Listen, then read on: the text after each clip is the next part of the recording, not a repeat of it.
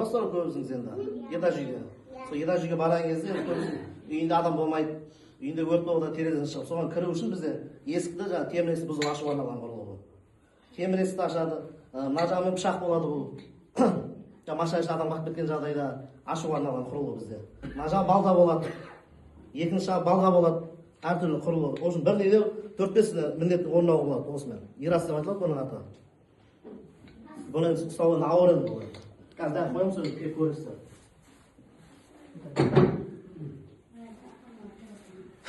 Сосын бізде ГПС 600 деген. Көргендеріңіз бар ма? Не өшіреді бұны? Не өшіреді бұны? Қандай өрт? Неде болған жағды? Үйде ма, көлікте ма, огород? Көлікте болған кезде. Көлікте болған кезде бізді көлік сумен өшпейді көп жағдайда. Ода өйткені сұйықтық май болады. Білесіздер ғой? Бензинмен жүреді. Одан бөлек мотордың май болады. Олар сұйықтар өшпейді олар, оңайлықпен, сумен. Сол себепті мынадан көбік шығады су берген кезде. Алдан көбік шығып, көбік берген жағдайда оттегі болмаса өрт жанбайды еш уақытта. Естеріңізде болсын. Оттегі дегеніміз не ол? Ауа. Ауа.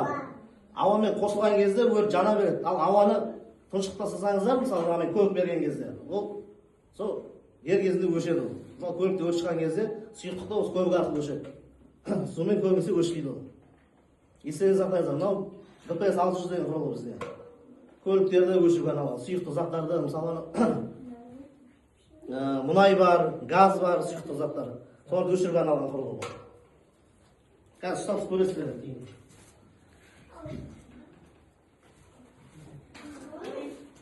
Бұл енді бізде ауыр енді ұстап тұра алмаймыз бұл. Бұл, мысалы біз жаңа стол дедім ғой мынау.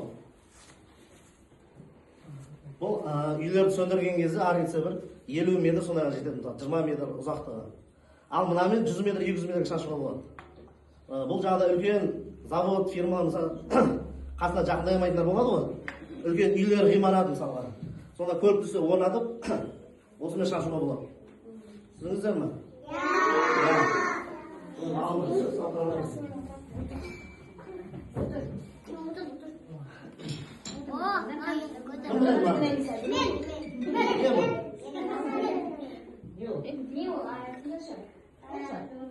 Оны не істейді? Айта беріңіз, білесің бе? Айта бер. Ұялма айта бер. Келеді оғанда, я. Бұл бізде өрт сөндіру колонкасы дейді. Көп жерде қазір сіздерде көшеден көресіздер ғой. Анау темір колодец тұрады ғой. Білемін олар енді. Сол кезде колодец ішінде су болады. Соған суға осы құрылғыны орнатады. Екі жағына су шаша береді. Ол қазір ливой жерде бар, гидрант дейді ғой бізде енді. Жалпақ тілінде. Екі жағынан су береді, бұл машинасыз, мысалға, өрт сөндіруге бола береді. Өрт сөндіргіш бұл түтік құбыр деп айтылады бізде. Түсініңіздер ме? Осыдан су береді, мынау екіншісі машинаға жалғанады.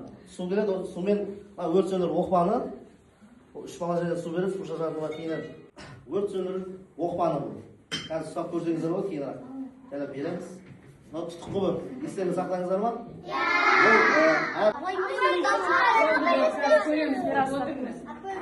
Соңынан қалып жанына барып ұстап көреміз, жарайды ма?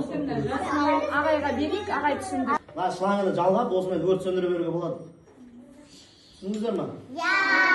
Өрт сөндіру машинасын осында жалғап, егер мынада қысым жақсы болса, осымен өрт сөндіруге болады. Соны естеріңізде сақтаңыздар. От кеп көретін болса, көрсін. Егер көрсеңіз, одан бір 20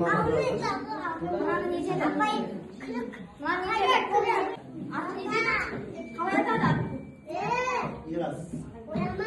Ашық болып шығар енді.